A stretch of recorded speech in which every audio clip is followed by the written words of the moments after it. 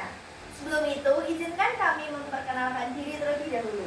Perkenalkan, nama saya Aprilia Fokusaya Tushita dari presensi 2. Perkenalkan, nama saya Martisa Sereni, presensi 14. Perkenalkan, nama saya Ufia Wulandari dari nomor presensi 33. Perkenalkan, saya Yudhova Saputra, nomor presensi 7. Perkenalkan, nama saya Yudhogib, presensi 4. Saya Rizky Anandita Nugraha, nomor presensi 25. Saya Ahmad Dawa Mahendra, presensi 1. Abu Abdul Mukti Nabawi Al-Natari Al-Bantani. Nama lengkap beliau adalah Abu Abdul Mukti Muhammad bin Umar Al-Natara Al-Jami Al-Bantani, dikenal juga dengan nama Muhammad Nabawi Al-Jami Al-Bantani, lebih terkenal dengan nama Syekh Imam Nabawi Banten. Ayahnya adalah Umar bin Arabi yang merupakan seorang ulama Banten. Beliau dilahirkan di kampung Tanara, Serang, Banten pada tahun 1815 Masehi atau 1230 Hijriah, dan beliau wafat pada tanggal 25 Syawal 1314 Hijriah. Imam Nabawi menghela nafas terakhirnya pada usia 84 tahun. Imam Nabawi Banten merupakan putra pertama Nusantara Indonesia yang menjadi imam Masjidil Haram dan mendapat gelar Sayyidul Hijaz. Menurut Rai Salam Manggondana, memiliki di Institut Studi Islam Universitas of Philippines. Ada sekitar 40 sekolah agama di Filipina yang menggunakan karya Imam Nabawi sebagai kurikulum belajarnya. Berikutnya adalah karya-karya Imam Nabawi. Yang pertama yaitu Julam Al-Munajjah Syarah Safihan Al-Syaram. Yang kedua, Berjam Al-Wasya Isyara Al-Risalah. Yang ketiga, Al-Tausid Al-Hajib Al-Ghurib Syarah Fat Al-Ghurib Al-Mujib. Yang keempat, Maraki Al-Ubuidah Syarah. Abu Abdul Mukti Nabawi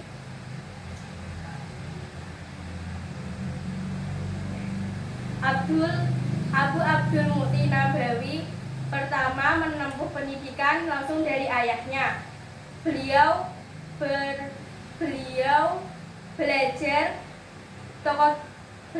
tentang ilmu pendidikan Islam pada sang ayah.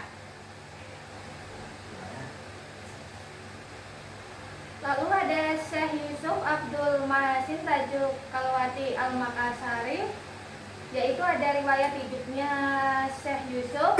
Syekh Yusuf lahir di Goa, Sulawesi Selatan 3 Juli 1626, mempunyai ayah yang bernama Abdullah dan ibu Aminah. Nama diberikan Sultan Alauddin, dan wafat di Cape Town, Afrika Selatan 23 1699 pada usia 72 tahun. Menjadi pahlawan nasional Indonesia. Dia mulai belajar agama usia 15 tahun di Goa.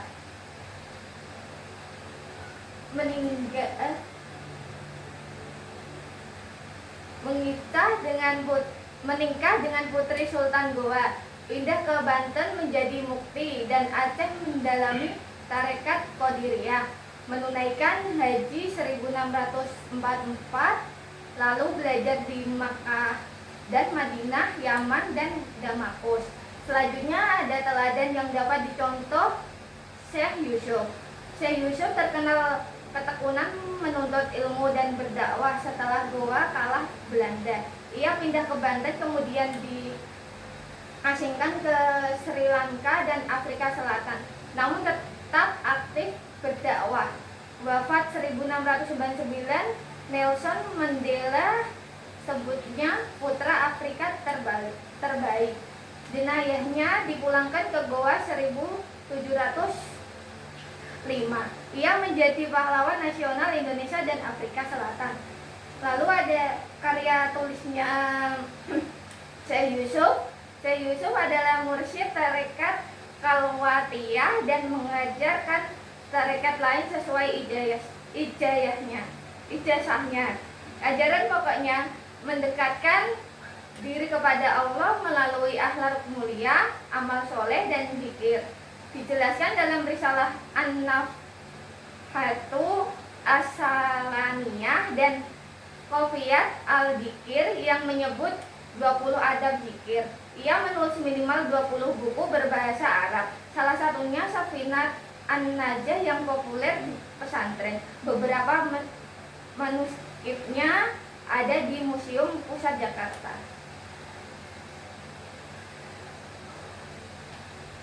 Selanjutnya yaitu adalah Syekh Abdus Somad. Ia lahir pada tahun 1704 Masehi dan dia hidup sampai 1789 Masehi. Ia wafat pada usia 85 tahun. Ayahnya bernama Syekh Abdul Jalil yang merupakan keturunan Arab Yaman. Ibunya yaitu perempuan Palembang. Ia dikenal dengan beberapa nama. Salah satunya yaitu adalah Abdus Somad Al-Jawi Al-Salembani. Ia menempuh pendidikan awal di Palembang atau Kedah, lalu ke Patani yang saat itu adalah pusat pendidikan Islam. Di sana ia mempelajari bahasa Arab, fikih, dan tauhid. Setelah itu ia belajar di Mekah dan Madinah, berguru dengan ulama-ulama besar. Syekh Abdus Somad mendalami ilmu yaitu ilmu fikih, tauhid, dan tasawuf. Syekh Abdus Somad dikenal sebagai ulama Nusantara yang dihormati di dunia Arab. Teladan yang dapat dicontoh dari beliau yaitu adalah semangat belajar, tanggung jawab dalam memilih guru, tetap peduli kepada masyarakat dan bangsanya, ketekunan dan kepribadiannya. Karya yang terkenal dari beliau yaitu Hidayatus Shalihin, Siyarus Shalihin, dan karya lainnya yaitu adalah Zahrul Murid fi Bayani Kalimah Al-Tauhid dan juga Al-Urwalul Wutsaqil. Kemudian ada Nuruddin bin Ali Araniri yang merupakan seorang ulama, sufi, dan cendekiawan penting yang berasal dari Gujarat dan hidup pada abad ke-17. Ia datang ke Aceh tahun 1630 pada masa kepemimpinan Sultan Iskandar Sani. Araniri dikenal sebagai karena usahanya dalam memperbaiki pemahaman agama di Aceh. Ia juga menolak ajaran Wujudiyah karena bertentangan dengan syariat. Selama di Aceh, ia menulis banyak karya penting seperti kitab Bustanus Salatin dan As-Siratal Mustaqim dan beberapa kitab teologi untuk memperkuat ajaran Ahlus Sunnah wal Jamaah. Karya-karyanya sangat berpengaruh bagi perkembangan ilmu agama dan tradisi intelektual Melayu. Ketika pengaruhnya mulai berkurang pada masa Ratu Tajul Alam, ia kemudian kembali ke Gujarat sekitar tahun 1644 dan diperkirakan wafat tahun 1658. Araniri kemudian dikenang sebagai salah satu tokoh penting dalam sejarah pemikiran Islam di Nusantara. Yang selanjutnya itu ada Syekh Abdul Rauf bin Ali Asyihil atau disebut Syekh Abdul Rauf Asyihil. Beliau lahir di Singkil Aceh pada tahun 1615 Masehi. Bidang keilmuan beliau yaitu tafsir, fikih, tasawuf, hadis, dan tarekat. Beliau lahir di keluarga ulama di wilayah Singkil. Ayahnya yang bernama Ali Fansuri yang dikenal sebagai seorang ulama. Jadi Syekh Abdul Rauf kecil tumbuh dalam lingkungan religius. Beliau menuntut ilmu selama 20 tahun di Mekah, Madinah, Yaman, dan Syam. Beliau bertujuan untuk memperdalam ilmu. Beliau salah satu ulama Nusantara dengan sanad ilmu tertinggi pada zamannya. Beliau kembali ke Aceh pada tahun 1660 Masehi dan beliau lalu diangkat sebagai mufti Kesultanan Aceh. Beliau memiliki karya yaitu Tarjumaan Al-Mustafid, yaitu tafsir Al-Quran pertama dalam bahasa Melayu dan sangat berpengaruh di wilayah Melayu sana. Yang kedua Umdatul Mutajin, yaitu kitab tasawuf. Yang ketiga Mir'at Al-Tulab, yaitu kitab fikih. Beliau wafat pada tahun 1693 Masehi dan dimakamkan di Syiah Kuala, Banda Aceh, dan namanya diabadikan sebagai Universitas Syiah Wala atau USK di Aceh. Di sini saya akan menerangkan seorang tokoh yang dinamakan Mbah Soleh Darat, atau nama pendeknya yaitu Syekh Muhammad Soleh bin Umar Al-Samarani. Nama terakhir beliau yakni Darat diambil dari suatu daerah bernama Darat di pantai utara Semarang, yang sekarang termasuk berada bagian Semarang Barat.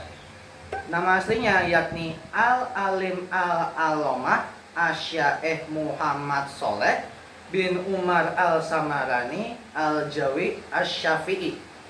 Beliau lahir di desa Kedung, Cumpleng, Kecamatan Magong, Kabupaten Jepara, Jateng, pada tahun 1820 Masehi. Ayahnya yakni Kiai Umar juga merupakan salah satu pejuang dan orang kepercayaan Pangeran Diponegoro di bagian utara Semarang. Mbah Soleh Darat pernah berguru pada Kiai Haji Muhammad Syahid yang merupakan cucu dari Syekh Ahmad Mutamakir, yang dimana adalah ulama besar di Pati, Jateng sekitar abad ke-18. Selain itu juga pernah berguru di salah beberapa ulama, yakni Kiai Haji Syahid Waturoyo, Muhammad Soleh Asnawi, dan Kiai Haji Abdul Ghani Bima. Tak hanya itu, beliau juga berguru di beberapa macam negara, khususnya di wilayah Hijaz atau Jazirah Arab Saudi, di mana di antara beberapa adalah Syekh Muhammad Al-Mukri, Syekh Umar Asyani, dan lain-lain. Selepas dari itu, beliau menjadi pengajar, bahkan sampai di Mekah. Beliau memiliki beberapa murid, yang dimana banyak dari mereka adalah tokoh besar. Salah tiganya dari mereka adalah Raden Ajeng Kartini, Ahmad Dahlan, dan Syekh Kiai Haji Hashim Asy'ari. Keteladanan dari beliau yang kita bisa ambil adalah mengembara ilmu dari beberapa guru atau ulama yang masyhur. Yang kedua, tak puas menimba ilmu di Nusantara, sampai-sampai pergi ke beberapa macam negara. Yaitu, beliau pun juga mendidik wanita-wanita muslim, hingga Raden Ajeng Kartini menjadi tokoh emansipasi wanita. Karya dari Mbah Soleh Darat sendiri bertotal 12. Salah 3 yang akan saya sebut adalah yang pertama, Lataif At-Taroh, yang mengenai hukum bercuci. Yang kedua adalah Kitab As-Shalah, yang adalah tata cara sholat. Yang ketiga ada Asrar Al-Sholah, atau rahasia-rahasia sholat. Dan beliau pun wafat di Semarang pada tanggal 28 Ramadan 1321 Hijriah, atau dalam tanggal Masehi adalah 18 Desember 1903. Yang kemudian ada Hamzah Al-Fansuri. Ia lahir di Barus, Sumatera Utara, yang pada abad ke-16 menjadi pusat pendidikan Islam di bawah kerajaan Aceh Darussalam. Nama Al-Fansuri berasal dari Arabisasi kota Pancur, sebuah kota kecil di pesisir barat Taparuni, tengah dekat Barus. Hamzah Al-Fansuri adalah ulama sufi, penyair, dan sastrawan Melayu yang hidup pada abad ke-16 sekitar 1520 sampai 1590 Masehi. Ia dianggap sebagai tokoh pelopor tasawuf Nusantara. Hamzah melakukan perjalanan ke Timur Tengah, yakni di Mekah, untuk menuntut ilmu sufi, dan lama berdiam di Aceh sebagai pusat intelektual Islam saat itu. Sebagai pelopor sastra Melayu Islam, Hamzah memperkenalkan genre kitab dan perdebatan ilmiah dalam bahasa Melayu melalui puisi syair dan prosa yang populer di kalangan masyarakat. Karya-karyanya yang utama meliputi Asrar Al-Arifin, Syaraf Al-Asyikin, Al-Mutahi, dan sekitar 30 puisi serta 30 prasa lainnya. Sekian dari penjelasan kelompok kami. Maaf bila ada kata yang kurang jelas. Terima kasih. Wassalamualaikum warahmatullahi wabarakatuh.